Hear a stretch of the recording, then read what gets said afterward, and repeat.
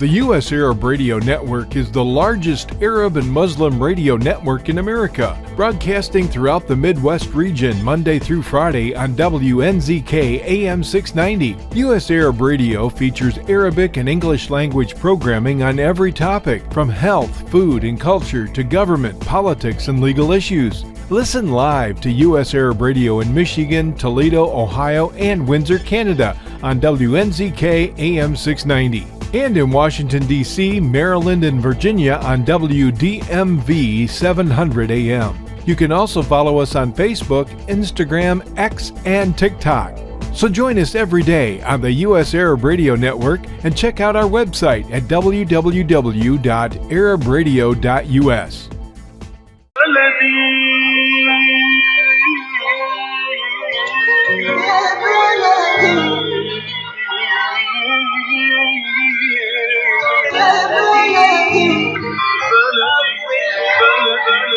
وسهلا بكل الذين ينضموا للاستماع إلى راديو بلدي أول راديو عربي أمريكي ويعنى بقضايا العرب في المهجر.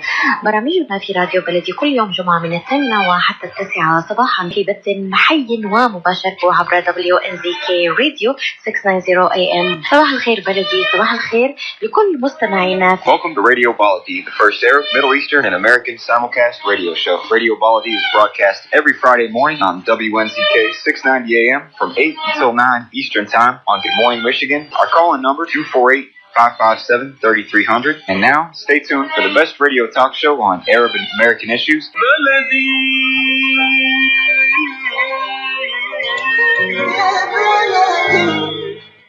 This is Season 5, Episode 8 of Two Guys on Politics, which is broadcast on YouTube on our twoguysonpolitics.com YouTube channel and on the U.S. Arab Radio Network on WNZK AM 690 Radio in Michigan. It actually can be picked up in Michigan, Ohio, and that region. It's a pretty big broadcast. I'm Ray Hanania with my co-host, former Congressman Bill Lipinski, and in today's Two Guys on Politics video podcast, we're going to discuss a range of topics. Obviously, the big one is Trump's war on Iran. Why the war? Is it politics or is it a real threat? We're going to look at some of the polling, and we're going to talk about some of the consequences of what's been happening over there. We're also going to look at this. It looks like a problem. I don't know if it's being solved or finally being addressed, but a lot of Americans who are stuck overseas are worried about their safety and they want to come home, but the U.S. government has sent out notices online and in response to people that they can't do anything to help them. That's if you want, or you can take a bus and you can go to the border with Egypt, but you got to take care of yourself. Then we're going to look at the midterm elections this week. There were some elections that have just started, the beginning, and it has an interesting pattern that's taking place. And if we have time, we're going to look at some of the elections coming up in Illinois on March 17th. All right, we're going to take a quick break, and when we come back, we'll be right back to begin the program. When the aroma of Mahmoud Sela Basmati fills the air, you know it's going to be a good meal. Extra long pearly white grains that cook up fluffy, separate, and light. Never heavy, never sticky, just pure, fragrant perfection. It's the rice that feels as good as it tastes. Gentle on the stomach and full of energy. Elevate your everyday. Ask for Mahmoud Basmati at your supermarket and taste the difference.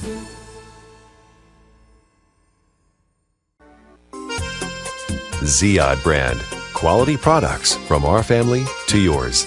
Ziyad Brothers Importing offers the finest quality products, including brands like Sultan, Kraft, Nestle, Hook, Rico Picon, Dana, and many more. Ask your retailer to carry these fine products because you deserve the very best. For more information, visit our website at www.ziyad.com. That's www.ziyad.com. Ziyad, quality products from our family to yours. After years of war, displacement, and loss, the silence left behind is the heaviest part. In Gaza, Sudan, Syria, and Yemen, families are trying to begin again. Their children aren't asking for the impossible, they're just asking for a chance. At this critical moment, education is more than a classroom, it's a lifeline. It restores dignity, heals trauma, and opens the door to a future that war tried to close. Life for Relief and Development stands by these families. We move beyond emergency aid to provide the stability of long-term education in conflict zones.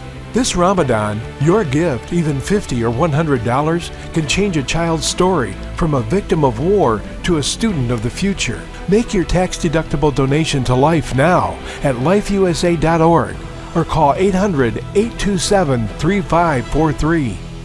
Life for Relief and Development. Together, we build beyond war. I'm Ray Hanania. And I'm Bill Lipinski, and this is Two Guys on Politics. And the next voice you hear will be one of the greatest experts on the Mid-East, Mr. Ray Hanania. Anything going on this week at all that I missed, Bill? It's been a real quiet week, hasn't it? Anything major?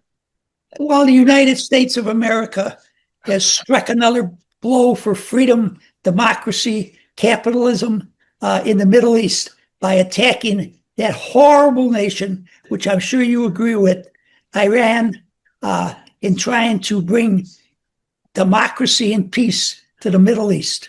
Let's dissect that sentence that you just made, that they struck a blow. Was it against democracy or was it against Iran? I was quite unsure about what was going on there. It was for democracy.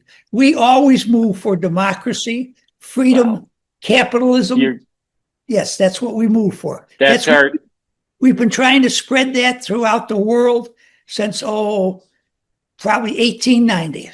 Some of us have been trying to spread it around the world. Cuba and the Philippines from those terrible Spanish conquerors. Some of us have been trying to spread that democracy around the world, but I certainly don't think it's our current administration or current president.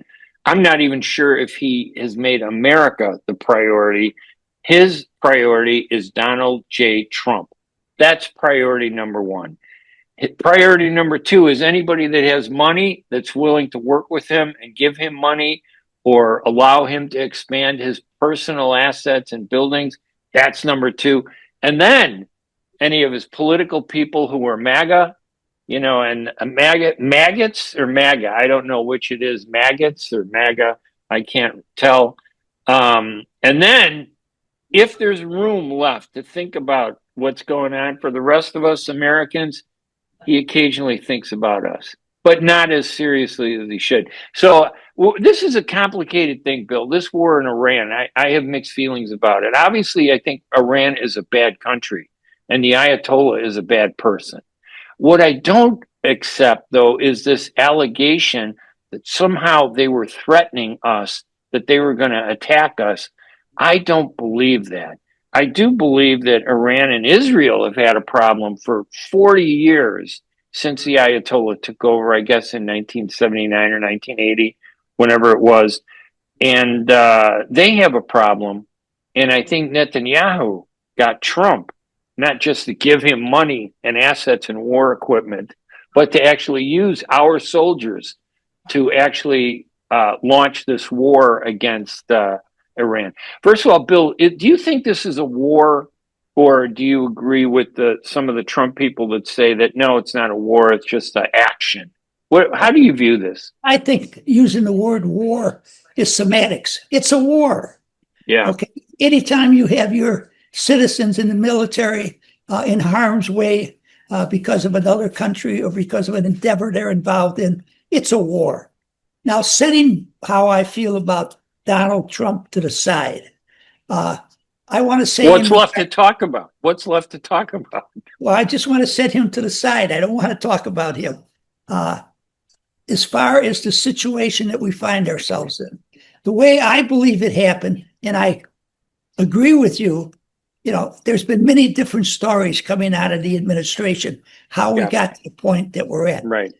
I believe that Bibi Netanyahu and his intelligence organization found out that the Ayatollah and 40 of his top supporters, workers, leaders are going to be above ground Saturday morning, and it's an opportunity to strike against them all. Right. He gave that information to President Trump. President Trump asked the CIA to investigate it, to say yes or no. The CIA came back and said, yes, they're all going to be above ground. It will be an excellent opportunity to strike them.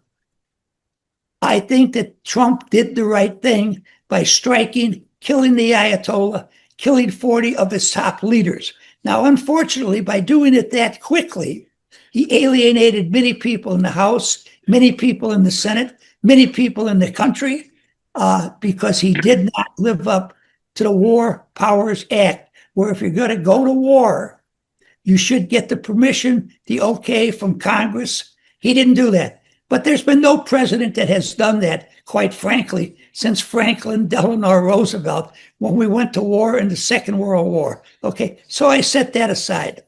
But I believe that's why he acted. It unfortunately stranded a lot of Americans in the Middle East. I hear it's over 1 million Americans were stranded in that part of the world. Now, I want to ask you, you're going to answer me now or later on. Sure. What's 1 million Americans doing over there at the present time? Well, we have this tremendous military buildup, okay? I mean, we got aircraft carriers over there. We got bombers over there. We got troops over there. Obviously, Trump wanted to do something militarily unless he could get the perfect deal from Iran. And no one thought he was going to get the perfect deal from Iran. I think that he would have attacked in another couple of weeks, but he had this opportunity to move, to kill so many of the leadership of that country. And I'll tell you, I'm sure you agree with me, they all deserve to die. The things they've done to their own people and the things they've done to other people around the world. So I have no problem with what he did. It does create problems. Once again, the Trump people just do not seem to have any kind of understanding, any kind of sensitivity to how they do things. Okay? You know, I mean, the same thing with ICE. When ICE first started operating, 80% of Americans were for what they were doing. But because of the way they did it, now it's down to 20%. You might have some facts and figures on how many Americans support what we're doing over there in Iran at the present time. But based upon people I've talked to, just, you know, in my neighborhood, there's very little support for this war. Yeah, I think the polling, one of the things we'll talk about, we'll get into deeper is the polling, but I just want to go back to this idea that I think you're right. The conflict started when Israel presented that information to Trump, and I think convinced Trump, you got to go take them out. But I'm just wondering, Bill, why didn't we go take out Putin in Russia? Why didn't we do the same thing with him? There's a war going on that's going to destroy the NATO and the West if it expands in all these countries that are so important to us. But we have a humanity that says we don't just attack and destroy people when we feel it's convenient. We try to follow the rule of law. We try to make a case. Trump never made a case against Iran. We do know that they've been behind allegations of terrorism that have taken place years ago, and they are fighting with Israel. And that's where I think the big factor is. This is about Netanyahu having some type of Houdini control over Trump and his future. And he thinks that somehow this is going to make his career stronger by doing this. I think it's just working out the opposite. You can't, as bad as why don't we go take out North Korea? Why stop at Venezuela, Iran? Why don't we take out every bad country? Let's take out China. Can you imagine if we're really going to do some good? Why don't we blow up the Chinese leadership and the Russian leadership? Wouldn't that make this world far more safer? The problem is even a government like Trump, who hides, and I believe it is about Trump. It's not about the United States. He has hijacked the United States. I love the United States, and we both do, and I understand that. But I don't love Trump.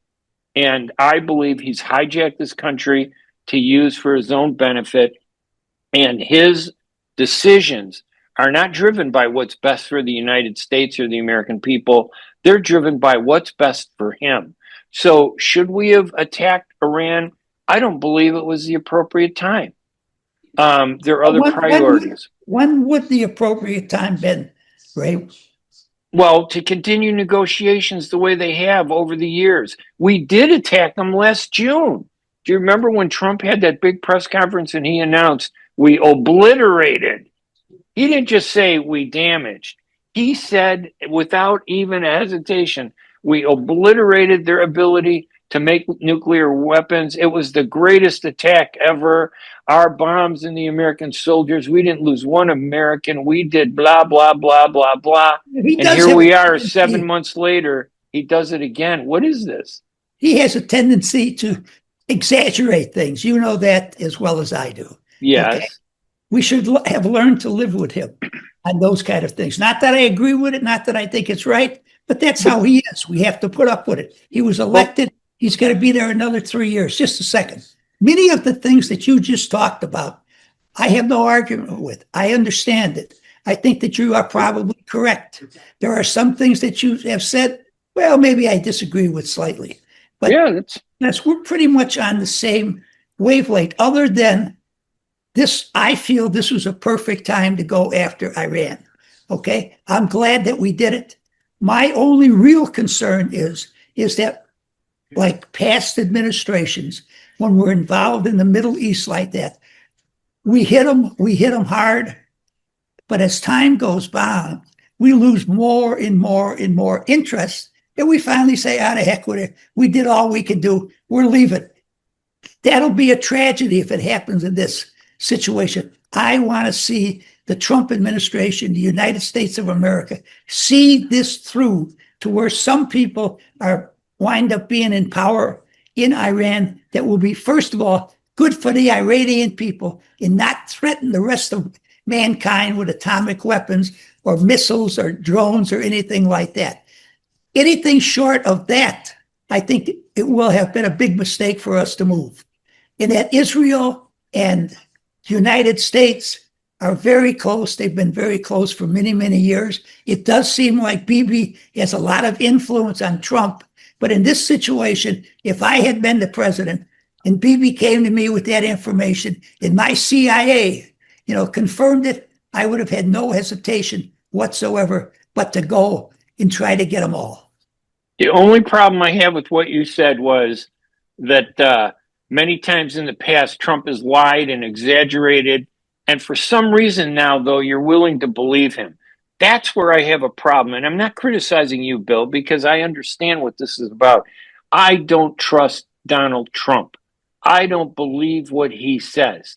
He may say whatever he wants to direct these people to go to war. And for God's sake, I hate to see any of our soldiers put in any harm's way. We lost 6 of them so far, and I'm worried we're going to lose more.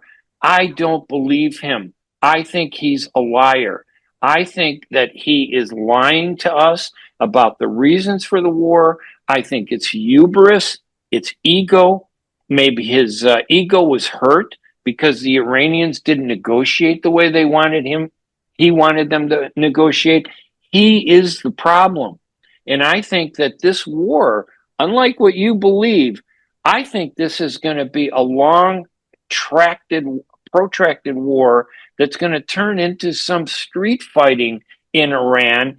And we're going to have to send troops in, or we're going to end up taking our money from our taxpayers to fund a group of people to fight the people in Iran. And I think that's going to go on for years. That's what I fear. The way it is in Iraq today, remember the country we freed after September 11th? Didn't happen. No, well, I voted against that war. I want everybody to know. I was Yes. not that. I thought it was a mistake. But if I was in Congress today, I would vote for this. Iran, the leadership there has been harassing us for 35, Yes. 40 years. They've been funding terrorist organizations all over the world for years and years. They were evil personified. I want to see them gotten rid of. I don't care why Trump did it. It's good for the world if we get rid of them. So I'm for the United States of America getting rid of them, even if it's Trump, who may get great credit for it. Or on the other hand, if it doesn't go well, he's going to really wear the collar for this. He will. Why don't we take out Putin now? He's got an atomic bomb. That's why we don't take him out. So, but it's okay then if a guy has an atomic bomb who funds terrorism across the country, we just take the easy targets out. That's our country. Well, A great America. Do you want us to get into an atomic war with Russia? I don't want us to get in any war. I don't think there was another way I think there was a different way to deal with Iran. And we've done it so many times.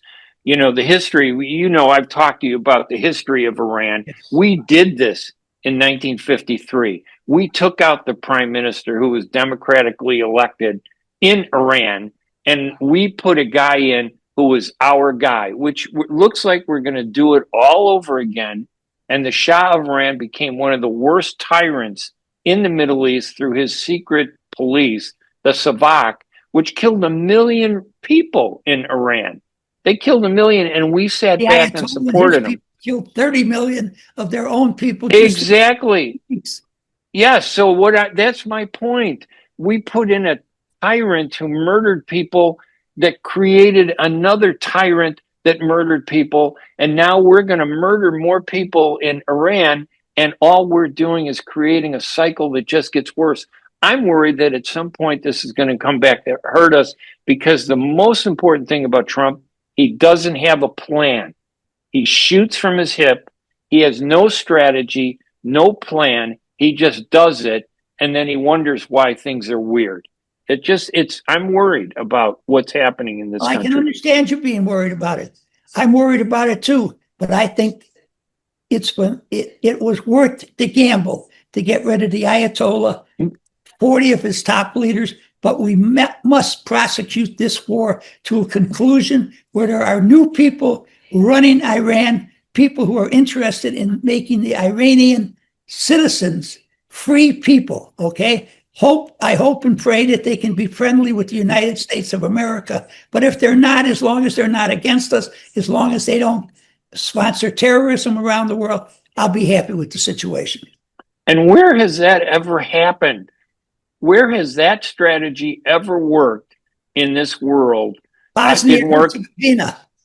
But there's still violence taking place over there. That was brought in by Clinton, who went in and worked it out. And we got to give Clinton credit for that, correct? That's the one area where they divided the land and everybody finally agreed. And it has but they still don't recognize each other. It's still a powder keg, but not Iraq. And he didn't get permission from Congress to do that either. You realize? Yeah, that's correct. Well, I'm not the one. 15,000 American troops on the border there. And if those two didn't get together, we were going in and put them together.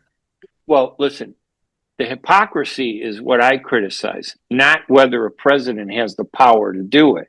When Clinton did it, the Republicans were up in arms, screaming about him, saying that you must come to Congress. Now that things are reversed, it's the Democrats that are screaming up in arms, you must come to Congress. So there's a hypocrisy there. That bothers me.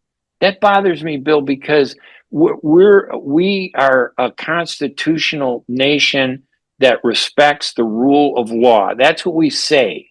And sometimes we don't respect the rule of law. We make exceptions for ourselves. Who doesn't? Well, but see, that's the point. I thought we were better than these other countries. So, in other words, we're just like everybody else. Who doesn't? No. There's nobody else trying to get rid of a terrible guy like the Ayatollah except the United States of America. I don't agree with that, but go ahead. Okay, it's okay. We've been around and around here. I'm not convincing you. You're not convincing me. No. But I think the American people decide. Well, listen. I think that I'm not. This is not a criticism of your view. I think we're presenting all the dynamics so the listeners can figure out what the issues are. Is probably 65 to 70% of what the American people believe at the present time. Okay? And the longer this war goes, there's going to be more and more people agree with your particular position. So I'm not criticizing you. You have a right to your position. These people have a right to their position. Unfortunately, the dislike of Trump, I think, oftentimes colors the picture so much that no matter what he does, people cannot say, he's doing the right thing. I disagree with that. I think that the dislike of Trump is fueled by Trump. Oh, yes.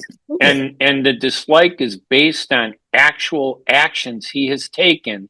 He is a convicted felon. He was convicted of 30. I mean, it's true. He was convicted of 34 felonies. Now, it was pushed aside because he was elected president. Okay, I've never heard of that. But there are issues that we can't just turn our back on and say, I wish they never happened. Let's give this guy a chance. I think he is the problem for our country. But you're right. We've kind of talked this Iran issue out. There are a couple other issues we could talk about, the polling and the Americans that are overseas. Why don't we take a break and come back and talk about those issues? What do you think? Absolutely. All right, everybody, we're going to take a break and we'll be right back right after these messages. A car accident can change your life in an instant. As a result of a car accident, you may become unemployed. As a result of a car accident, you may need a lot of medical treatment. People think that insurance companies are on their side. Why? Because they're giving them one or two benefits. Are they giving them all the benefits they deserve? How would one know unless you consult with an attorney? Call the law offices of Jumana Kiruz at 248-557-3645. 248-557-3645. Are you going to start a restaurant or grocery store soon? Do you need floor plans and designs? Call Najee Abood at 734-744-9796. Do you want to buy kitchen and restaurant equipment at discount prices? Call Najee Abood now, 734-744-9796. New Concept Products and Design, the trademark of kitchen equipment. 5% discount on all purchases of $75,000 or more.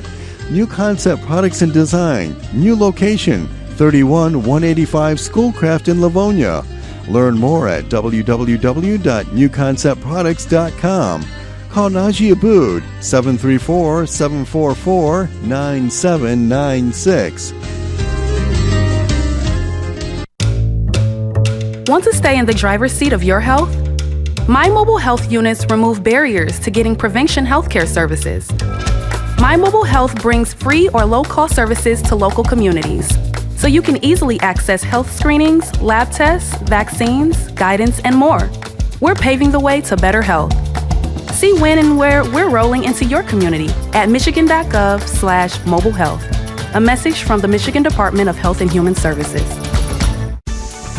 Life for Relief and Development has now been rated as one of the best charities for humanitarian aid. Life's humanitarian projects span the globe, and Life is celebrating its 30th anniversary of providing essential life-saving aid to people and communities in 36 countries, regardless of race, color, religion, or cultural background. Where there is life, there is hope. And when disaster occurs here or around the world, including being one of the first responders to the Turkey-Syria earthquake crisis, Life for Relief and Development rushes in to provide food, medical aid, and shelter to those in need. We are looking to help the earthquake victims, and we take 0% overhead on emergency donations. So please help improve these efforts. Learn more about our involvement to help the helpless and bring hope where it's needed most, and make your tax-deductible donation to Life for Relief and Development now at lifeusa.org or call 248-424-7493. That's 248-424-7493. And welcome back to Two Guys on Politics. Bill and I beat the heck out of that war in Iran. It's important, so it deserved, the focus. And I thought we both brought different perspectives that will help the listeners understand what's going on, or at least open their minds to some different ideas. But right now, I think that let's talk about the polling. So, how many Americans actually support the war? So the CNN and a group called SSRS, which is this professional polling organization, they did a poll. It was before Americans were reported killed. So it's not an emotional thing. It was about the war, done after the war started on Saturday and before it was announced that 6 Americans had been killed. And the polling says that where is it? 60% of Americans oppose the conflict and the intervention in Iran. And they say that they expect this to be a long-term military conflict between the two nations, and it's not going to benefit the U.S. In other words, they're worried, it seems, about what benefit do they get? Is it going to make us safer, or is this just poking the hornet's nest, and is it going to make us more dangerous? And then 40% said that Trump didn't try hard enough to achieve a diplomatic solution. And they were disappointed that they didn't understand how he had destroyed the nuclear weapons, a majority. And I think that's the big factor here. Americans were under the impression that he destroyed the nukes, and now suddenly they're a threat again. So it's caused him some problems, I think, in terms of public, perception, which I think we could talk about. It'll have an impact on whether he can save the Republican Party or the Trump Party, going into the November elections. So I don't know. Do you get the sense that, when you talk to people, I know that they may feel, yeah, we should have done something, but do you think people feel that it's being done right? That No, we're doing this? not. No, the people I've spoken to are not happy with the way it was done. Most of the people are unhappy that it was done at all. Most of the people think that it's going to make conditions worse around the world. And I will agree with all of that unless we prosecute the war to the end. If we get rid of the Ayatollahs and we get rid of all the Revolutionary Guard people and we install a government there that is at least not hostile towards us, but is very helpful to its own people, it will be a success. But whether or not we have the courage to stick it out, I don't know.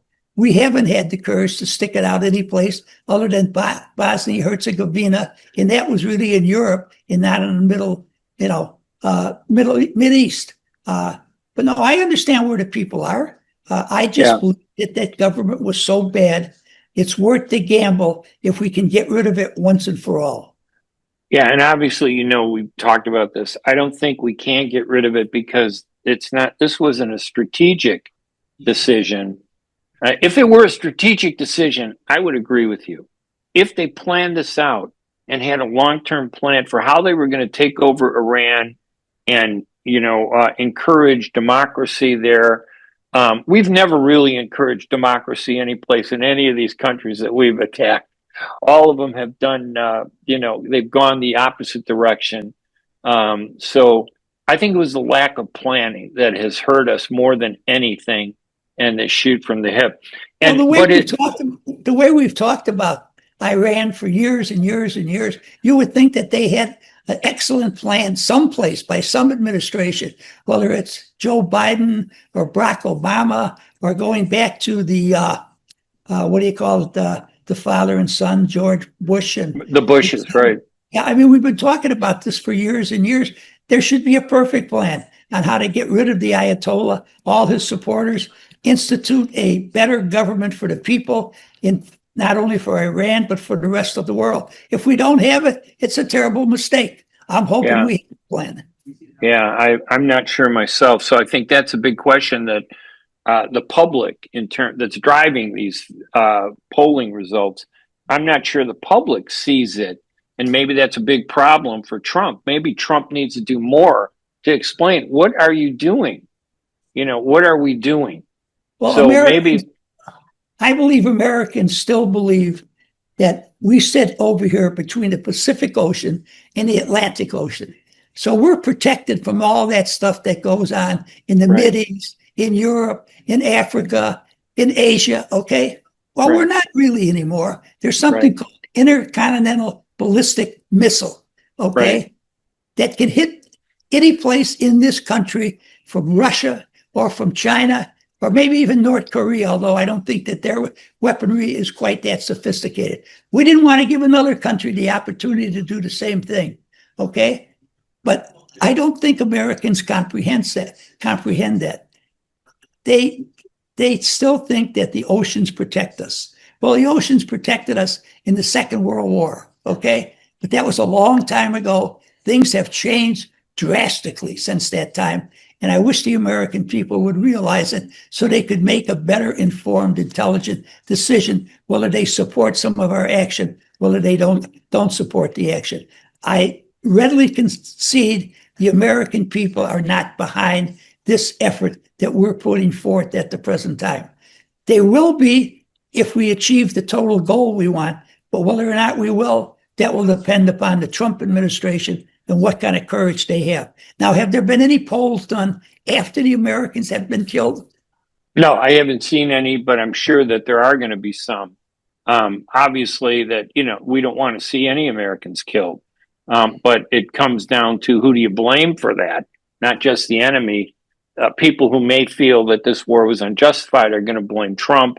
People who believe it's justified are going to blame the enemy. So it's going to be an interesting thing to see how that pans out in the election. I saw one poll since the Americans have been killed, and that poll was 71% of the American people oppose what we're doing over there. Yeah, so it's already grown from the results. The 69%, right? Yeah, that I saw before the killings. One other factor, by the way, and then we can move on, is this the role of the media. One of the big problems we have that we had 20, 30 years ago, or even before that, the media would always keep government honest. They were critical of government, and government officials were worried about what the media would say. So they always watched their step. It was like walking on ice. You pay attention to where you're walking, you do the right thing, you stay up, you do whatever you have to do. Nowadays, I don't think now it's like a war with the media. And some media are either pro-Trump and some media are anti-Trump. I don't think that we've lost that checks and balance that have been on elected officials. They don't worry about the media anymore. Now they decide which media do we want to go to, the one that supports us, and how do we respond to the media that doesn't like us. So I think that's been a big problem. I think Americans as a public are a little confused about what the facts are because they're hearing this political spin from both sides, the left and the right. And certainly I don't have much respect for the Democrats, and maybe we both feel the same way about that. But I think the media's role has helped bring us to this point of uncertainty, in my opinion.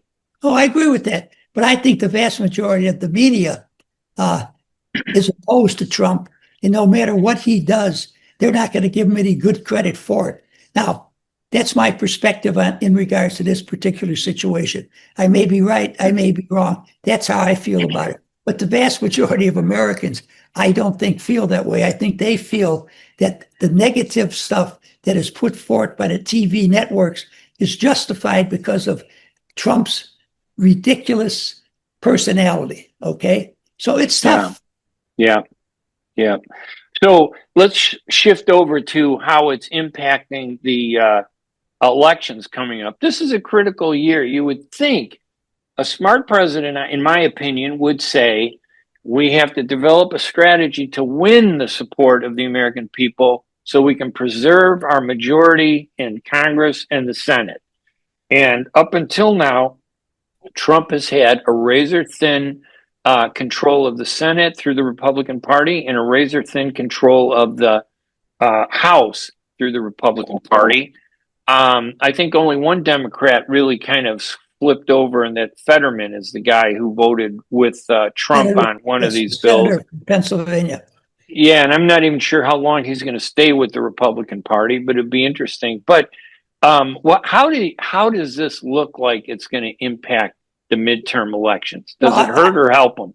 Well, prior to the war, I felt that the Democrats would capture the House, which I was very happy about because I think we need a block on what Trump does.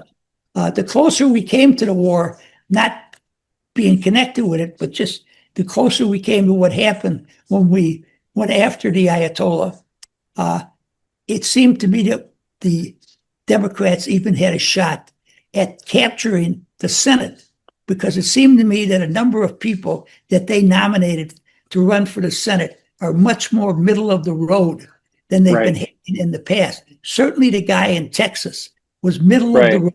He actually talks about God and country. Right. He sounds sometimes like a Republican. Now, there are many things that he supports on the Democratic side, and he is a Democrat. He was running against a member of the squad. He defeated her by about 5 or 6 points, which I think is very good. In their Democratic primary, right? In the Democratic primary. If the Democrats continue to put forth candidates such as that, and the war doesn't go well, I think that they can capture the House, the Senate by large margins that, they might actually be able to pass things over the veto of the president.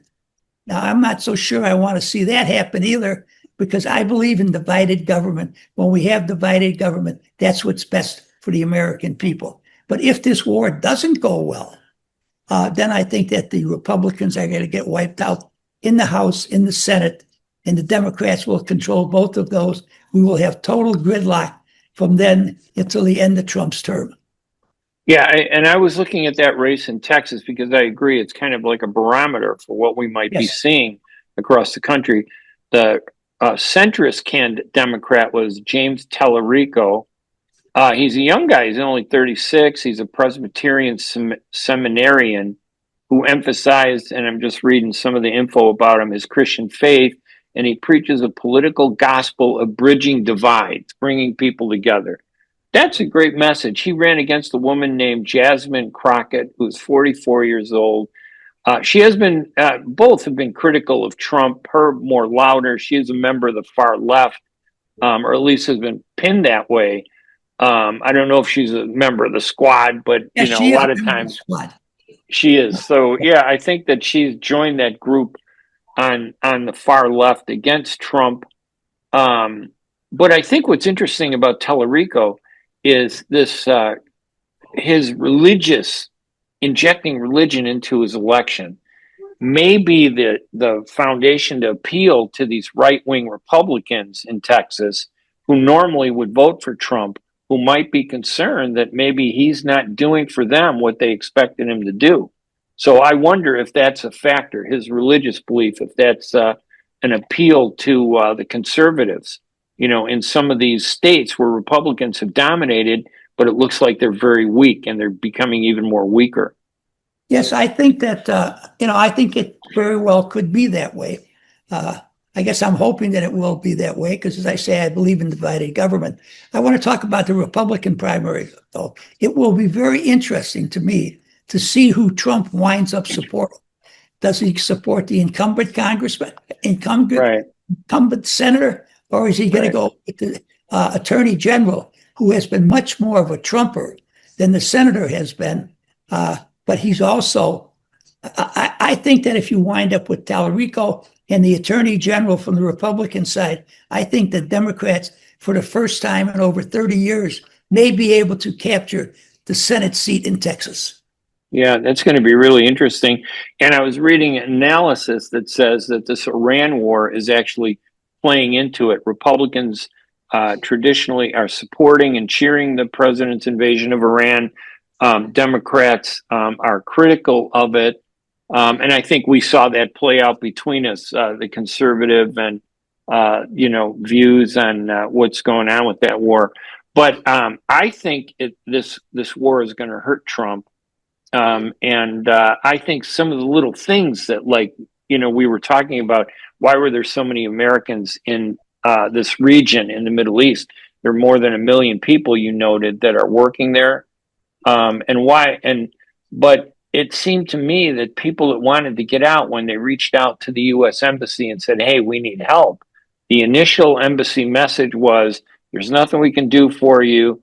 You're on your own. And I think the quote was, if you choose to avail yourself of an option to depart, the U.S. government cannot guarantee your safety. That's not reassuring words to somebody who's overseas. Unfortunately, it shows that they were not prepared to do anything for those people who were in the Middle East. They didn't think about it. They should have had plans for that. Yeah, I mean, you should. I mean, why can't we spend money to bring them back? Why? I mean, how much do you think this war is going to cost us in terms of our debt and American taxpayers, because that's another big concern that I think is driving the skepticism of many Americans, that we're paying so much. The economy is being impacted. Gasoline prices, they're fluctuating all over. He keeps trying to say, "Oh, don't worry, gasoline's going to be down to $1.20." I just spent $3.75 for a gallon of gasoline.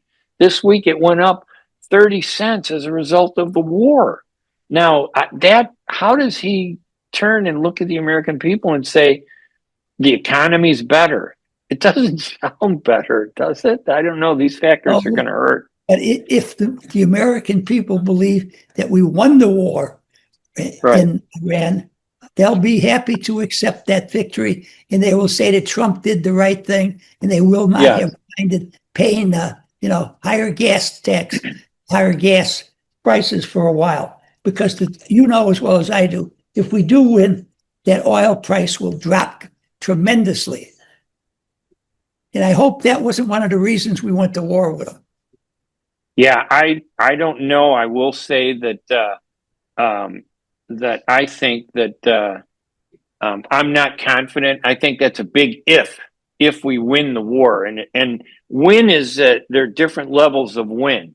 We're certainly winning the war by virtue of we're killing people. They're not. But winning the war also means, well, we have a good government there that will work with us and embrace democracy. I don't believe that is ever going to happen. And I think this just makes it even harder to achieve. So, well, have they ever had a good government there? Have they ever had any form of democracy in that country? Well, remember, we did talk about it. I don't think so. Back they did in the 50s. They had democracy. They had elections. They elected people. And the problem was that the guy that they elected in Iran, how long did that guy last? He lasted 2 years. He lasted 2 years. How long? He was in power 2 years. And the only reason he got out was he started saying, why are these Western oil companies taking our oil and not giving us our share of the profits? As soon as he said that, the British and the U.S. CIA and the British agency, whatever it's called, M5. They went M5. M6, M5, whatever. They went in there and they toppled the guy, and then they installed the Shah of Iran in power, and that started, he was our friend. He supported us. He did what we wanted, but he was very repressive. He was like a dictator and a tyrant. So I think it backfired and angered so many people that they ended up turning to the Ayatollahs. And as we've seen, the Ayatollahs for us are horrible. I'm not sure they're horrible for the majority of people in Iran. I think the people in Iran may hate us, given our past, as much as we might hate the Ayatollahs. So I'm not sure, because we don't get an accurate picture of what's going on over there. So, and then listen, the final thing is, and I don't know about, so overall, it's going to impact the midterm elections, right? No you believe question that? about it. Absolutely. Yeah. I agree with you on that. You want to switch over to local elections a little bit and talk about, we have some elections March 17th here in Illinois. You can go and early vote. That started on Monday, and we encourage everybody to go out and vote. Don't sit back and do nothing. Get involved. What are some of the patterns that you're seeing, in the election, Bill? The biggest thing that I have seen recently is that the surge by the lieutenant governor in the Senate race, Raja, the man who fought and fought and fought and pushed and pushed and pushed, he was way out in front by 35, 40 points for a long time. He never climbed above 36, 37 himself. But now, since the lieutenant governor has gotten all this money from the governor and been on TV day and night for several weeks now, she is really surging. And the latest poll I saw is that she is within 9 points of Raja. Now, wow. I believe that Raja still hangs on to win because of the congresswoman that is in the race also. Robin Kelly. About 11% of the vote. And it's too bad, though, isn't it, that this is being driven by big money. that because I looked at the three candidates. Robin Kelly seems to have the best record when it comes to addressing local issues in her district, where she represents, where she's a congresswoman. Raja, he had a couple things, but this guy is like he's just superficial in my opinion. And Juliana Stratton, she's getting all this money from Governor J.B. Pritzker, who heads up one of the worst states in the country when it comes to issues like taxes and services to their people. I mean, we're ranked among 49 of 50 in a lot of these categories, and the best we can do on crime is we can get right in the middle. We should be at the top as one of the best states. So I kind of hold him against her because he is backing her. So I'm a little concerned, but you're absolutely right. Money does decide an election, right? I mean, it really comes down to money, and that's kind of sad, I think. I agree it comes down to money. But I think Stanton has got a good shot. Robin Kelly is not going to win this, but right. Robin Kelly can cost the lieutenant governor the nomination. And I think that is what is going to happen. I think Raja's margin is shrinking every day, but I don't think there's enough time left for Stanton to win it unless the congresswoman gets out. And I don't think she's going to get out, not after going this far. But do you have any idea how much money she has raised in comparison to the other two? Well, I've seen like Kelly. Yes. I think it's like maybe about $2 million, but I think that's Juliana Stratton has raised something like 5 or 8 million, and Raja Krishnamurthy is getting money like crazy, 30 million. I mean, he spent money, but I got to tell you, I have one rule, Bill. If I see a guy or a candidate, a woman or a guy on TV more than 3 times or 5 times in a day, I will not vote for him because that tells me they're about money. They're not about me. And right. all the stuff that, all the stuff they say, I just don't believe them. They're just mouthing what they've been told to say that their big money tells them to say. So I do go for the little guy. And in this case, I think you're right. It's Robin Kelly. She may siphon votes away from Juliana Stratton. But I'm hopeful that maybe this is going to be a very low voter turnout in spite of all the money that's being spent. So I think that her base may be stronger than these other two. So it depends on how low the voter turnout gets. And they do say it's going to be really low. It's been terrible so far. Mm-hmm. All right, Bill, any other thoughts at all? Anything we missed?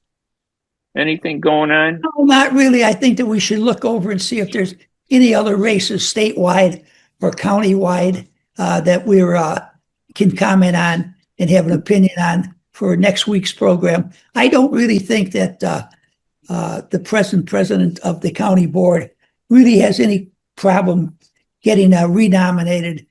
Tony Preckwinkle. Yeah, right. Even Brendan, though, what is it? Brendan Riley. Brendan Riley, yeah. He's run a pretty good campaign. He's run a very good campaign, and he has raised a lot of money. But she is. I don't think she's done a great job. I don't think she's offended people at all. Right. And anybody that knows her personally, I think finds her to be a nice, friendly person. And I should mention that the Lyons mayor, Chris Getty, announced this past week that he's going to run for Congress in Chuy Garcia's district, which I believe is the 4th district, if I got it right. It's hard to keep tabs on all these districts. It certainly is. I know Chris Getty. I like Chris Getty, but it is extremely difficult to win as an independent running in the congressional race. There's the Democrat, the Republican, and then he's running as an independent. I think there's a couple of other people who are talking about running as independent. Whether or not they can get on the ballot is seriously in question because it takes 1.5 tons of signatures to get on the ballot as an independent. Yeah, and this is a Hispanic district, and the Hispanic voters have the lowest voter turnout of any group in our state. It's like 22%, and they have. It looks like there might be 3 Hispanics running, and Chris Getty, who obviously is not Hispanic, but I like him. He's a good guy. I've done some work for him, and It seems like he has some good issues. So it'll be interesting to see what happens there, whether he can change or break the system, because it is in November where they got to run. So Yes, when you run in November, it'll identify each of the candidates. But I think you could sell if you're a Democrat running as an independent, you can clearly in all your publicity and your literature declare yourself a Democrat, that you're fighting for the Democratic Party. All right. Anything else? Any other races, Bill? I think we got it for now. I can't think of anything else at the present time. I will just give Chris Getty a little advice. If he gets on the ballot, I think he should try to work with the Republicans to get the Republican candidate out of the race so that he can pick up Republican votes. I think as an independent and getting Republican votes, I think he might be able to win that district, but that's the only way he's going to do it. All right. Thank you. I'm Ray Hanania. I'm Bill Lipinski, and this is Two Guys on Politics. We'll see everybody later. Thank you so much for listening. Have a great week. Bye-bye, everybody. Arab Center Washington, D.C. was established in 2015 to serve as a Washington-based authoritative research center on the Arab world and U.S. policies in the region. My name is Khalil Jahshan, and I'm the Executive Director of Arab Center, Washington, D.C. I am Tamara Kharoub. I'm the Deputy Executive Director and Senior Fellow here. Our mission at Arab Center, Washington, D.C. has been to provide Arab perspectives to U.S. policy conversations and to highlight rights-centered approaches to policymaking as a way to serve the causes of human rights, democracy, just and peaceful resolution to conflict, and constructive long-term U.S. interest in the region. Our work also addresses fundamental aspects of U.S.-Arab relations through timely and objective academic research, policy analysis, and educational exchange, reaching millions of people here in the United States and around the world. Since our inception, we invested in producing reliable, evidence-based, and inclusive analysis on important issues shaping the Middle East and North Africa. We would like to invite you personally to check out our publications and events at arabcenterdc.org. And please follow our social media platforms for timely responses to news, events, and current affairs. arabcenterdc.org. Tired of the complexities of immigration? Haunted by the threat of deportation? Struggling to reunite with your family? Have you ever dreamed of living and working legally in America but don't know where to start? L. Sharnobi and Associates Law Firm, a leader in immigration and naturalization law, offers you legal support across the United States. We specialize in asylum, deportation defense, green cards and citizenship, family reunification, all types of immigration visas. Don't wait any longer. Contact us today and let our expertise lead you toward a secure and stable future. To schedule a consultation, call us at 313-581-9666. That's 313-581-9666. When the aroma of Mahmoud Sela Basmati fills the air, you know it's going to be a good meal. Extra long pearly white grains that cook up fluffy, separate, and light. Never heavy, never sticky, just pure, fragrant perfection. It's the rice that feels as good as it tastes. Gentle on the stomach and full of energy. Elevate your everyday. Ask for Mahmoud Basmati at your supermarket and taste the difference.